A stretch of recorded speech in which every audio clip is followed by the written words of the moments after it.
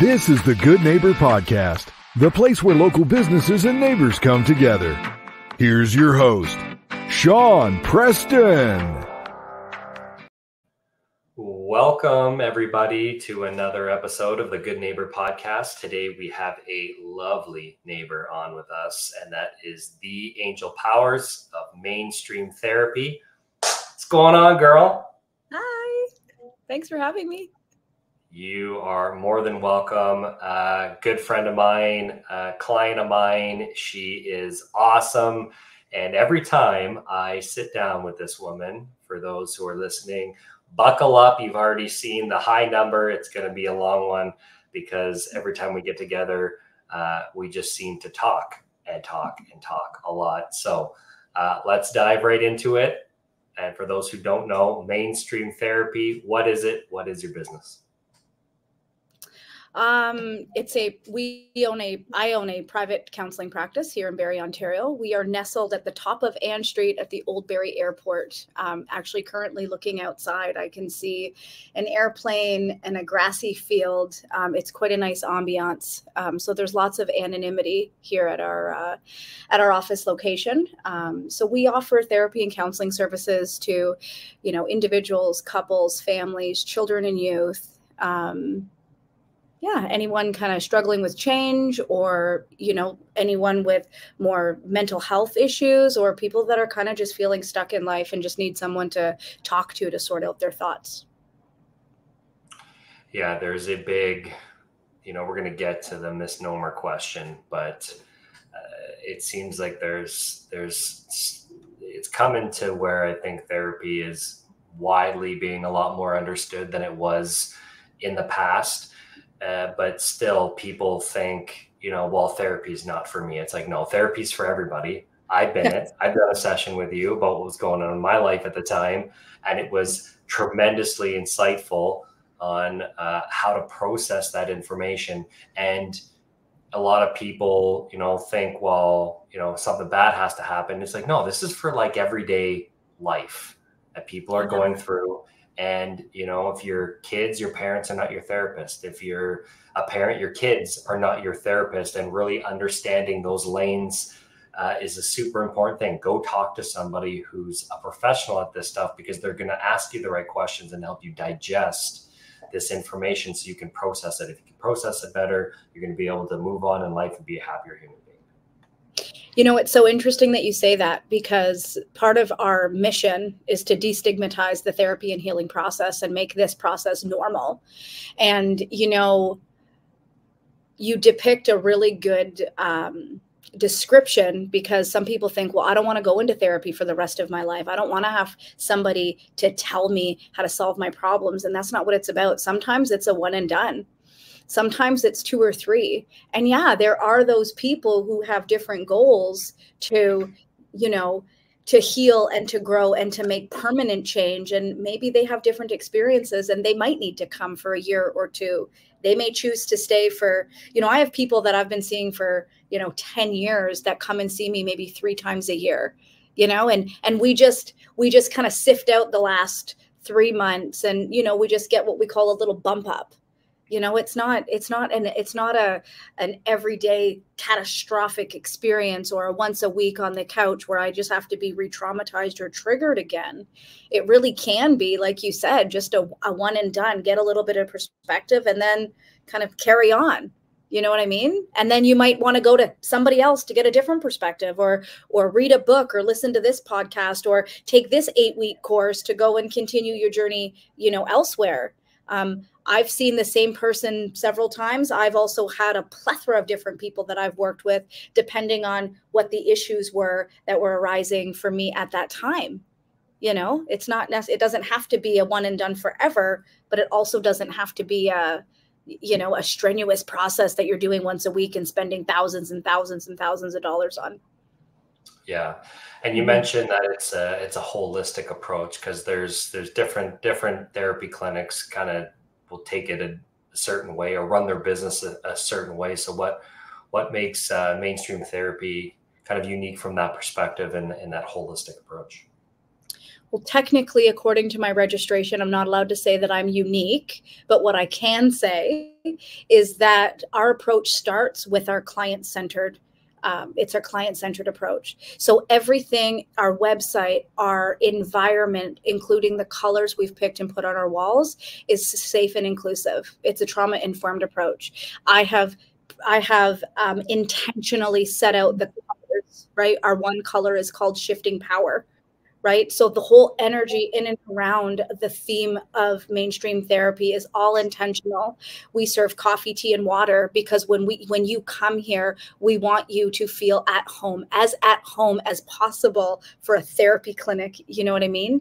We want it to be less intrusive and inclusive and inviting and warm. We want to know your name. We want to know how to make your client experience unique to you. We want to know how you take your coffee. I have people that come in, I know that they'll have a coffee. I set their coffee up for them.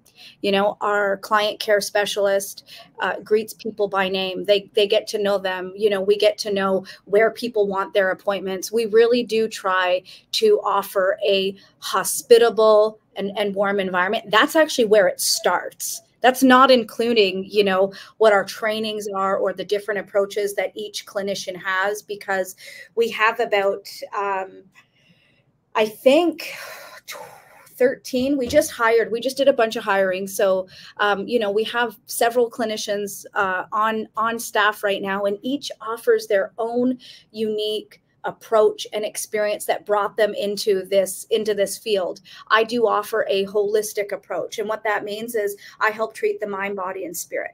Right.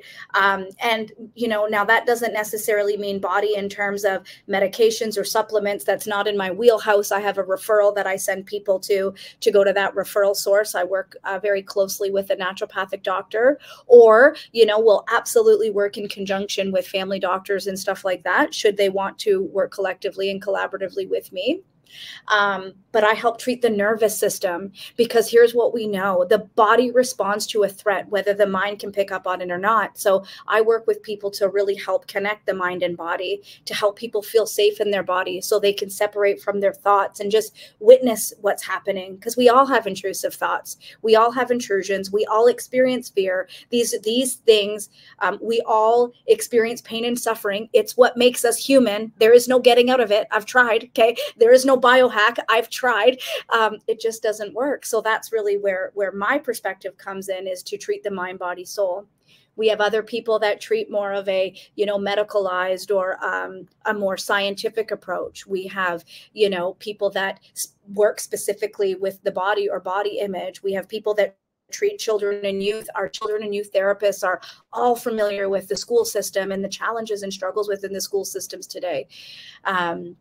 And then we have different approaches for couples. We have a fellow that does emotion-focused therapy. So he really helps couples with focusing on their emotions.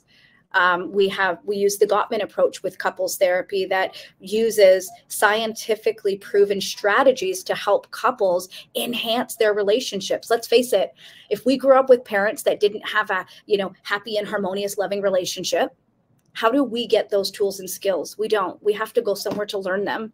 And so thank goodness we have these approaches to help people. You know, sometimes it's just about fine tuning, and other times it's about, you know, reconstruction and making anew. Yeah, well, very well said. Lots to digest on that. But having, like what you just last said there, that is such an important skill for people who never got that, to learn about that. It just makes the world a better place. Coming from a place of love, self-love, caring, empathy are all very important traits that are learned. Not everybody is just born with empathy, right? From that perspective, and helping digest a lot of what goes on in the world, because we live in a really busy world. Yes, we do.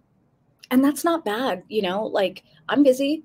I like to keep a busy schedule, and it's not necessarily bad, but how can we continue to be busy but not have to sacrifice and trade important relationships? We can live, we can have the successful careers, we can have the family, we can have the loving relationships. We really can live in a world where we can have it all, and we don't need to compromise and sacrifice. It's about inviting in the energy of harmony, right? Having this idea of harmonious relationships, moving away from this all or nothing, black and white. I use the word harmony quite often in the show when we get to the fun question, so I'm going to save that, but love the word. Very nice. Okay, so everybody's got a bit of a journey, how they kind of get into doing what they do. And knowing yours, I am curious to relive it again, because it's been over a year since I got to find out about your journey. So why don't you tell our listeners about that, and how and why did you get into doing what you do today? Well, thank you. I love the opportunity to share my story. In fact, I wrote a book about it. So I was born in a home of domestic abuse and violence. And for the first 8 years of my life, I witnessed some things and had some chaotic and dysfunctional family experiences. And when I was 8, my mother was advised by a woman's shelter that we needed to leave. So that was my first time in a woman's shelter. I actually fled the province. I was living in London, Ontario at the time, and had my name changed for the first time. My birth name is actually Rhonda. And so I had my name changed to Christy when I was about 8. And then we moved to BC. And, my mom doing the best that she could, raising 2 kids. I have 3 older siblings who have a different dad. So they didn't take the cross-country quest with my brother and my mom and I. We were there for a year. Then my dad found us. We changed our names again, moved to the East Coast. And that's when I became Angel. I was about 9 or 10. And then my brother got really sick, and then we had to move back to BC. So, my first, first couple years was all about, domestic abuse and living all these traumas. Then for the next 6 years, I've had my name changed 3 times. I'm living in hiding. I'm in and out of women's shelters. And, I received so much support. There was one women's shelter in Vancouver specifically that I didn't even realize that I was in therapy. I didn't realize that the child and youth therapists were actually therapizing me. What we would do is we would go to McDonald's and, we go on an outing, then we'd go to McDonald's, we'd sit at a table and we'd chat. We'd go to this, I don't even know what it was, like a community center. We'd sit around a table, we'd drink Five Alive, eat cookies and crackers and cheese, and then we'd go in the gym and play games. And so this non-invasive therapeutic environment, I didn't realize was a therapeutic environment until much later in my adulthood. And so that's really where mainstream therapy comes from. When I had children, I really struggled with postpartum depression and anxiety. All of my traumas were now front facing. And I had to go through the journey of healing from my childhood, because I didn't realize at the time in my early 20s how much it was affecting me.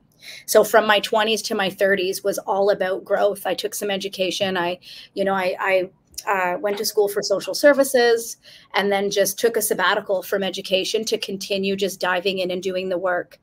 And, and then I had this vision for mainstream where people would come to heal. And it's, like this therapy ninja where like healing's actually happening in the environment and you don't even know it's happening. People just feel good here. And if I'm most proud of anything, like that's really what it is. So, this dream was actually planted when I was about 9 years old, and it just took 10 or 15 years or 20 years to come to fruition. Yeah, you do have a lovely space. I've been in there multiple times, and it is very homey, very warm, very cozy. So I can definitely attest to all of those things. Mm-hmm. Okay, so tell us, when it comes to therapy, we're talking about therapy. Are there any myths, misconceptions that you get a lot that we'd like to chop down today? Tons. Like some of the myths are like, my therapist is going to solve all my problems. Yeah, that's a myth. We actually don't try to solve people's problems, because then that puts us that empowers us, right? If you come to me and you have an issue and I solve it for you, then you become reliant on me. And you're like, hey, Angel, I have this issue, help me solve it, help me solve it, help me solve it. But then that's really disempowering to you, because my job is to empower you and to teach you that you actually have all the answers you need. You just need a supportive and loving environment to discover that for yourself. So yes, we're trained, and yes, we ask all the questions. things. And, you know, we have some knowledge and we've read some books. Many of us, if not most of us, I can speak for the people that work here. We all have our own journey. Yeah, we all have I always say to the people that I interview is if you have a journey and a story, I consider that an asset. I would never consider someone's past experience a liability. I consider it an asset for sure. So that's one myth I would say. The other myth I would say is I'm fine. You know, everybody thinks that they're fine. I'm good. I don't have a problem. And, you know, it's part of the condition of being human that we have pain and suffering. And, you know, I think one of the biggest myths or misconceptions is like that I don't need therapy, you know, and that I don't need to do any work, and I don't need to do those sort of things. I think everybody would benefit at some time or another and in some way. And like I said earlier, right, those things can be vastly different. I think another misconception is I have arrived. I am done. I'm good. I've got it. You know, I actually fell victim. I'm not even going to use the word victim, but I fell prey to this in my own journey, where I kind of just stopped doing the work for a while because, you know, I had done so much work. I felt good. I felt free. I feel really good. I'm having good day after good day after good day. And then I stopped doing the things that make me feel good. Right. And, you know, I had reached this state, but the journey is ever going. It is not a destination, right? It's a journey, not a destination. So, you know, we can put the work in, and we have to remember to continue doing the things that we do to make us feel good. Because if I start lacking on my sleep, sure, I could lack on my sleep and I might be good for a day or two. But if I continue to lack on my sleep and I continue to not drink enough water, or I continue to do the things or to avoid the things that make me feel good, I am going to go eventually back down to where I was before. Another misconception. These are tough questions. I love it though. I guess the other thing that's really sticking out for me right now is people believe their thoughts, right? Our thoughts, like people get scared when they have thoughts, and rightfully so. Some people have very intrusive thoughts. I've had very intrusive thoughts. And I guess just because you think it doesn't mean it's true. And I mean, I don't know if I'm answering your question correctly in terms of like misconceptions with therapy, right? But like, I think one of the things that prevent people from coming here is because they don't want to admit some of the things that they're thinking of, right? And I'm going to tell you, if I haven't thought it, I've heard it. And my response is, okay, like it's good. A thought is a thought. What makes a thought real is the action behind it. You know, so you had a thought of throat punching someone. Okay. That doesn't mean that you're a bad person. It means that you had a thought, which is likely rooted in an emotion, and that emotion is likely about yourself. You know what I mean? We all have intrusive thoughts, and depending on our experience will depend on how intrusive they are. And it's okay. We can work through it. But I think a lot of the times people think that, you know, I'm going to stuff it and I'm going to avoid it. I'm going to distract myself and it's going to go away. It doesn't, because it becomes imprinted in the body. Does that make sense? Yeah. It does. There are things that people kind of need to understand as well too, is sometimes you'll go in for a session and you can just talk about it and that's good. But sometimes you'll come in and talk about it, and then there are things that you need to work on. There's like a little homework piece to something. It's like going to the chiropractor, right? You got an injury, then they're going to give you some stretches after. And so if you don't continue to do those stretches, like those are important things to kind of keep in mind. If someone's listening, they've never been to therapy before, like expect that when you walk in, that there's going to be a solution here, but that solution is going to involve you probably having to do a little bit of self-work on, depending on what it is, to help you reach your well, there's no destination, but to help further the process so you can understand what's going on and make yourself happier. The next stage, right? Like we all have, like, we all go through these bouts and these journeys. The other thing I think that I don't know if I want to say this, but I'm going to say it, and I think there's absolutely a purpose for medication. And medication, again, is not my wheelhouse. So I don't prescribe, I don't do any of that. But research shows us that medication alone does not give us long-term effects from anxiety, depression, and whatever the issue is, but medication and therapy, right? Those two combined is actually what gives us the best results, because I'm taking the medication to resolve the physiological problem, which we need. Some people's brains don't produce serotonin, right? That's why they get a prescription, because their brains don't produce it on their own. So they need that. But the problem is just taking medication alone without the conjunction piece of therapy, we don't actually change our thought processes. We don't actually go through and process the emotional experiences that we had. So we may never be relieved.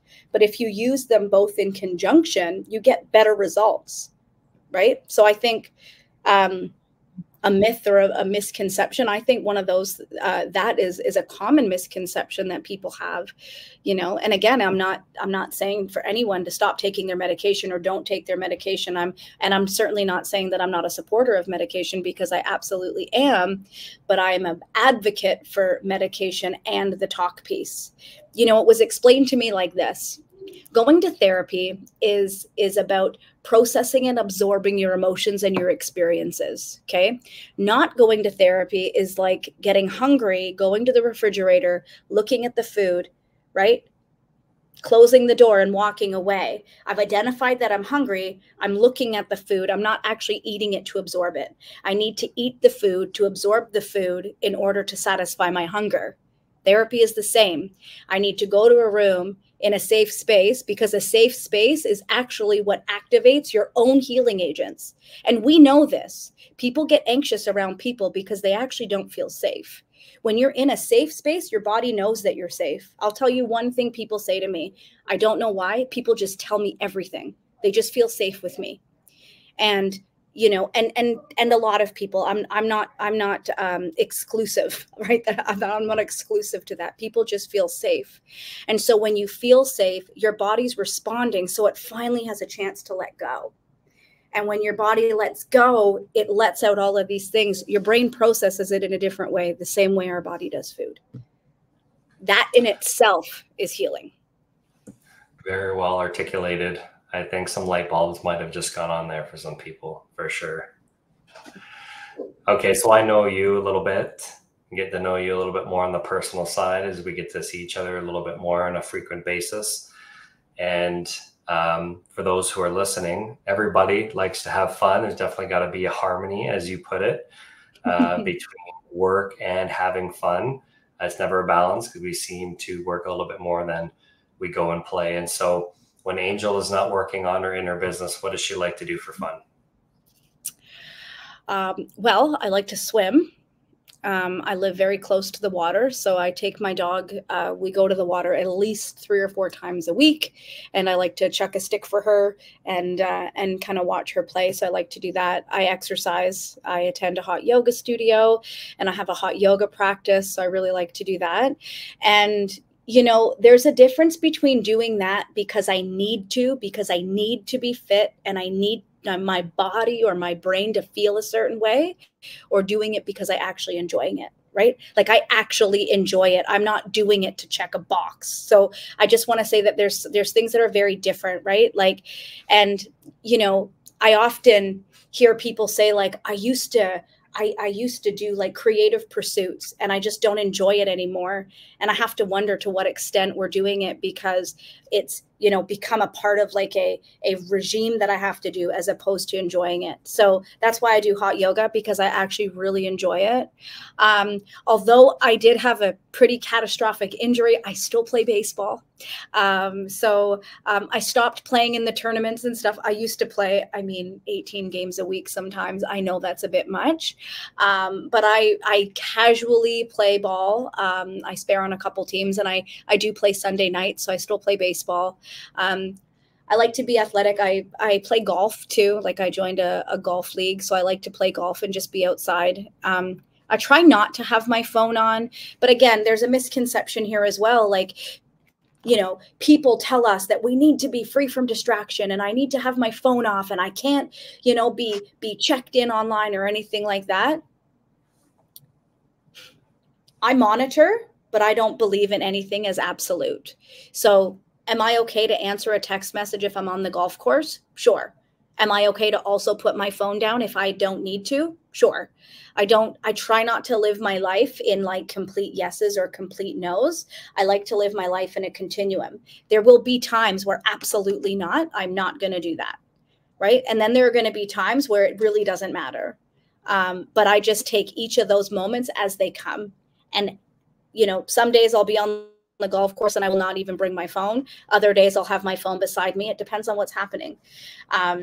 So yeah, I do like to be creative. I don't mind doing home renovations. I know how to install toilets. I can paint, I can drywall, I can build decks and fences and ponds. And I am a jack of all trades kind of person. I don't particularly like to do that anymore, but I used to love it and have no problem picking up a saw if needed.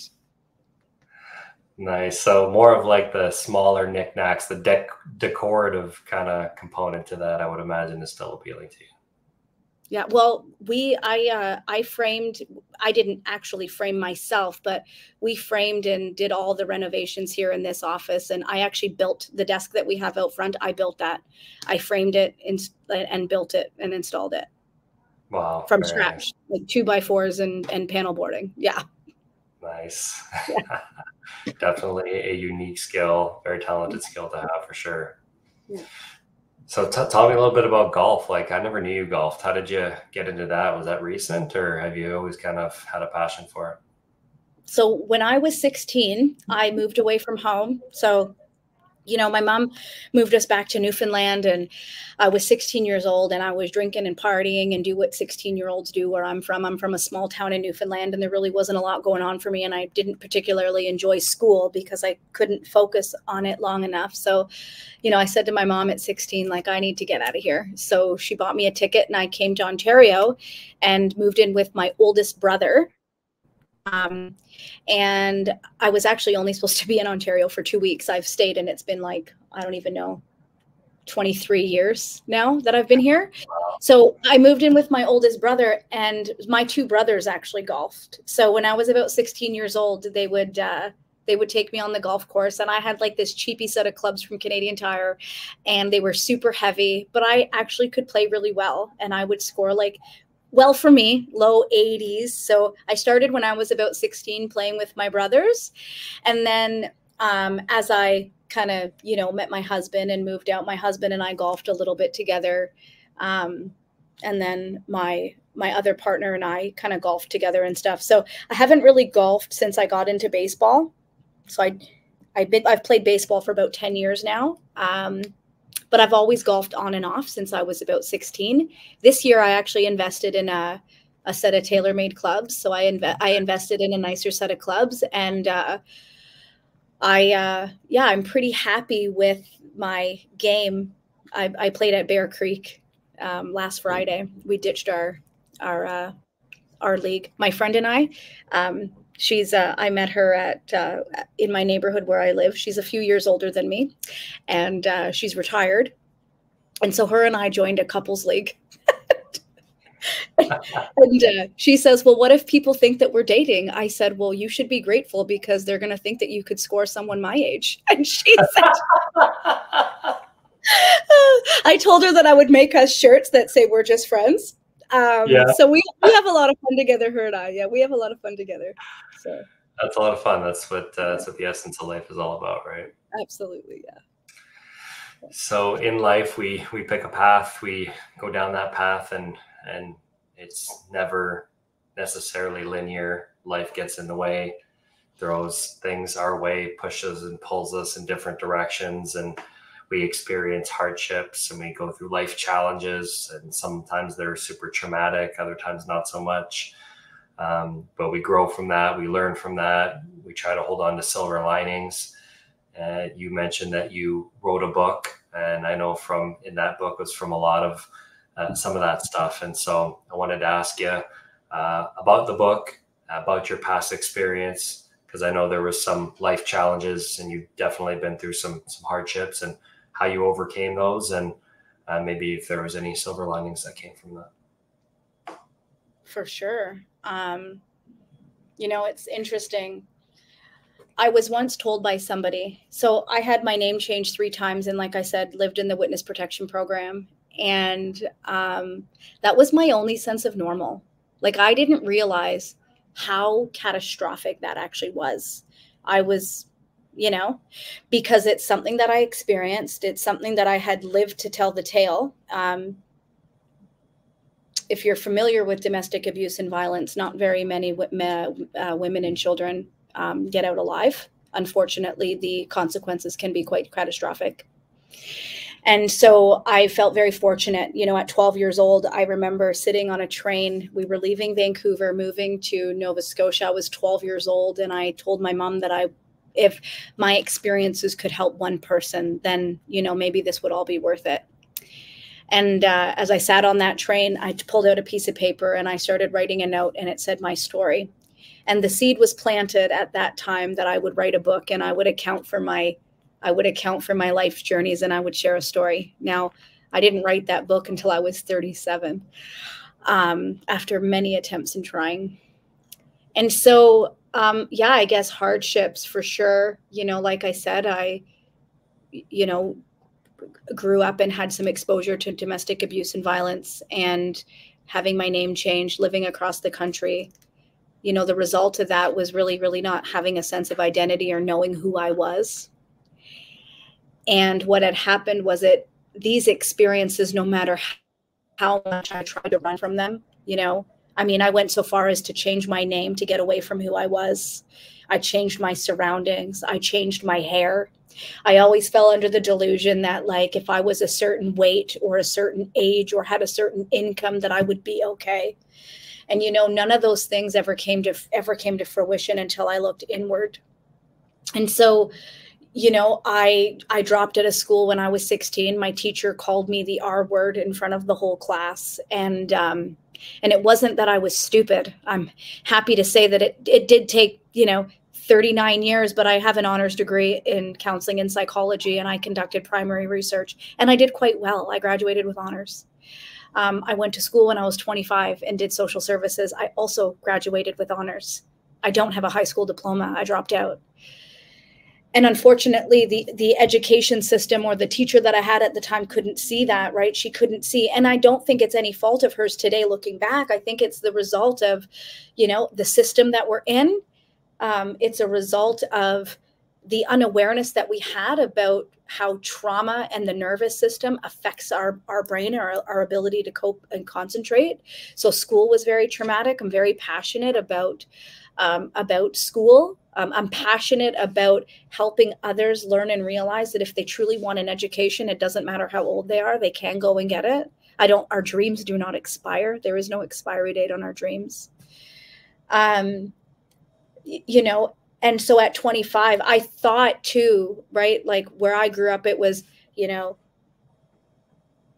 have kids, get married, and just be a homemaker. These were some of the thoughts that I just had. These were some of the ideas that my very young adolescent brain thought that was all that was in store in life for me. I married really young. You know, I didn't have strong parental figures in my life. I married someone that was significantly older than I was. And, you know, and I also drank from the time I was 12 to the time I was 30. You know, I would go on, you know, big binges and had a huge drinking career. But I was never really satisfied or never really happy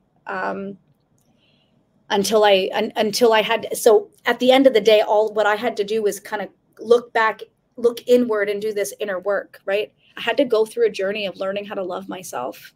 I've been in therapy since I was 8.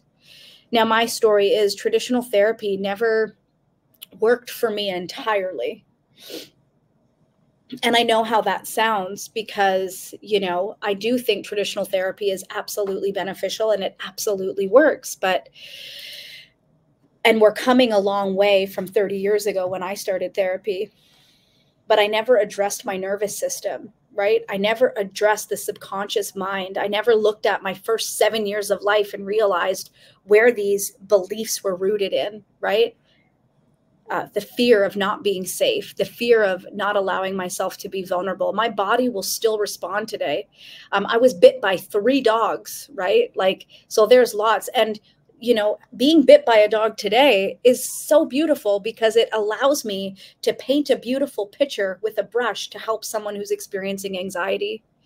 Because, we're taught not to self-disclose. And I don't self-disclose. Like, I don't bring people to my home and show them where I live and stuff like that. But, do I use an experience like being bit by a dog to kind of paint a picture when someone says I'm anxious and here's the trigger?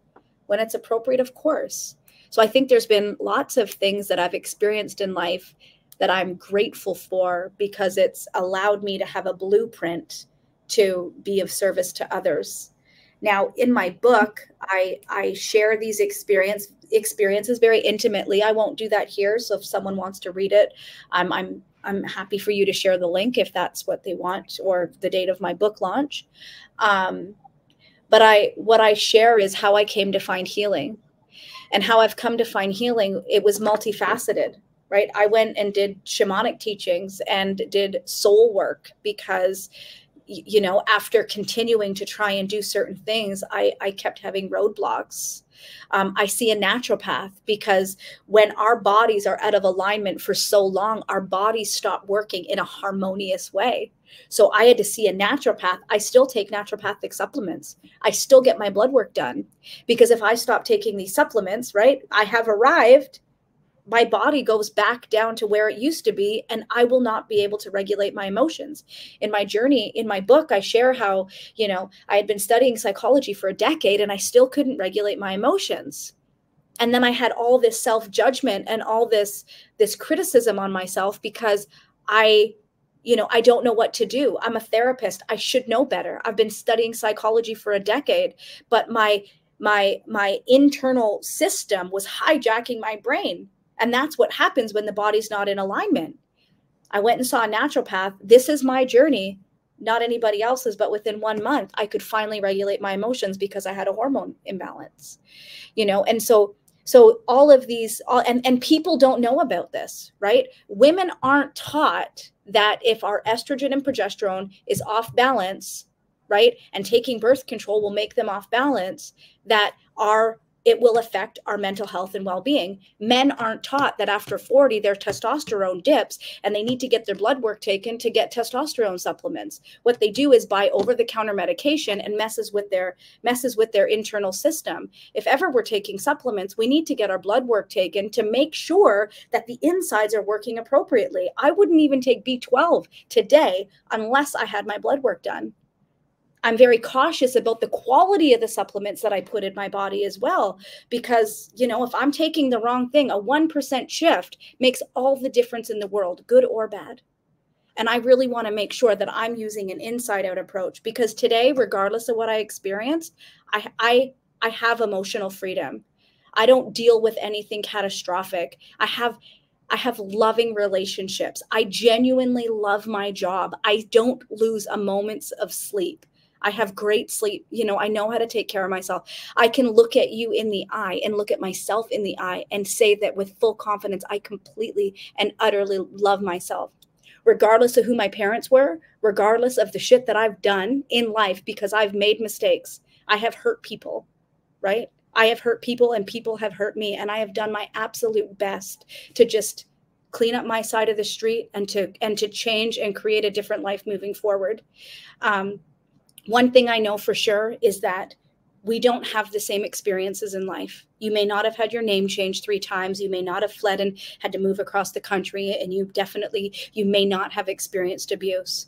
I absolutely know for certainty that you've struggled with your identity, that you've not felt safe, that your safety may have been harmed, that we've all lived the same emotional experiences, regardless of what the experiences were. Right? That's the essence of the book. We don't have to experience the same thing. We are one. All of us, we are one. Being human is what connects us, 100%. And that's what we do every day here on the show. Bring people on board and have real conversations with real people in a real setting and get an opportunity to connect one another and get our listeners on board to learn about who's in their community, take away a piece of knowledge or information, or maybe find a business or get some information that'll enlighten them on a subject that they're interested in. Maybe a way to be able to find help, whether that's a mental help or professional help. And that could be anywhere from therapy all the way down to finding a plumber that you need to fix something in your house. Unless Angel's going to do it for you on the side. Not that she enjoys it anymore, but I do know how to change a flange. What was it the other day?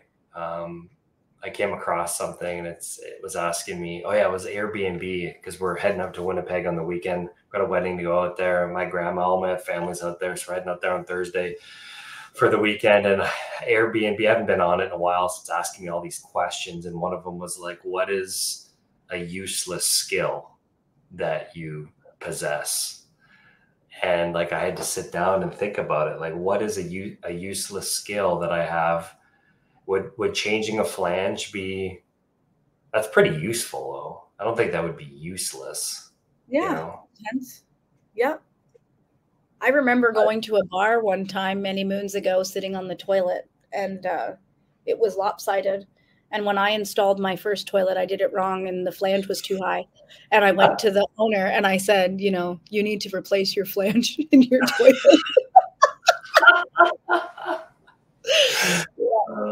That's hilarious. Yeah. We had a team building event on Saturday.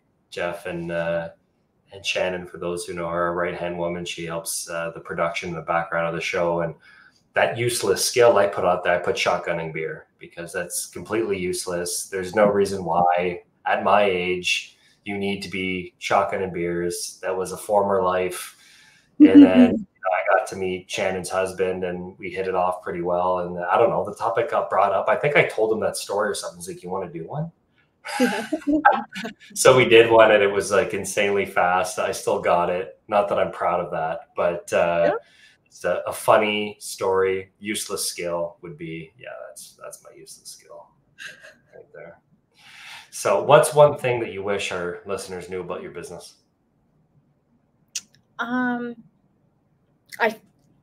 I think it's that we could service anyone. Like, it doesn't matter. It doesn't matter what area on the continuum that you might need help with. Like, you might be really high functioning and just need a one and done. You know, we also service, like, we are positioned in a way where we actually help families. We have people for every single person in the family to come and get help. And then we also have somebody else that could actually service the family as a whole. So we actually help entire families heal.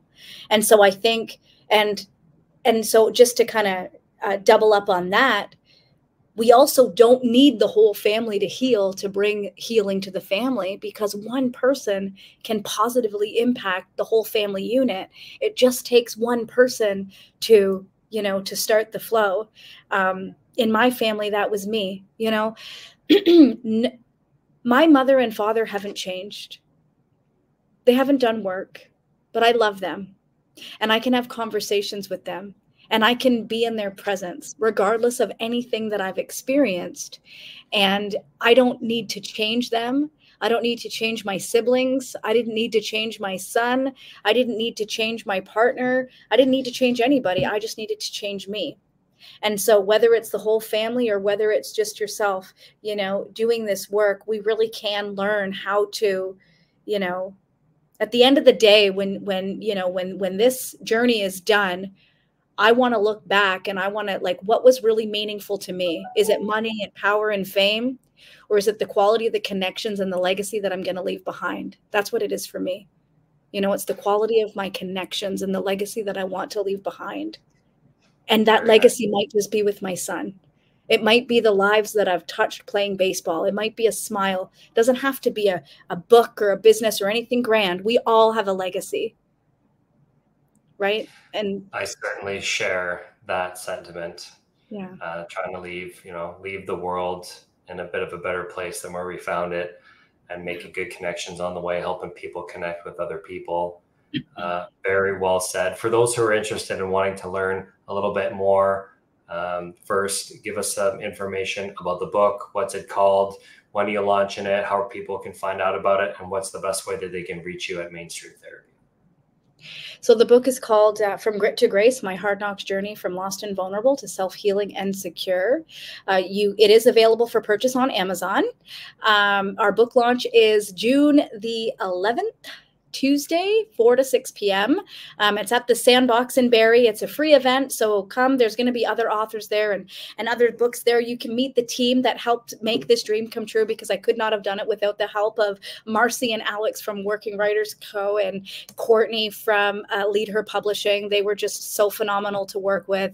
And there's going to be other writers. There's going to be other writers there. So if anybody is interested in writing a book, we all have a story to tell. So those people will be there as well.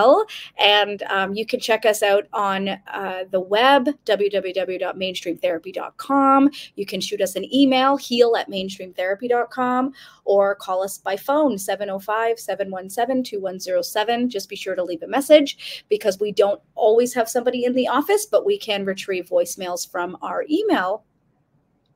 Yeah. Beautiful. And those two major businesses that ended up helping you along the way all have podcasts. They've been on the GNP. I had the pleasure of interviewing the both of them, so I know them intimately. Amazing people. It's funny how it's all full circle. Simcoe County is definitely a small place, and absolutely love the conversation. You are a fantastic human being. I love spending time with you. I'm so happy I get to be the one to help you spread your message.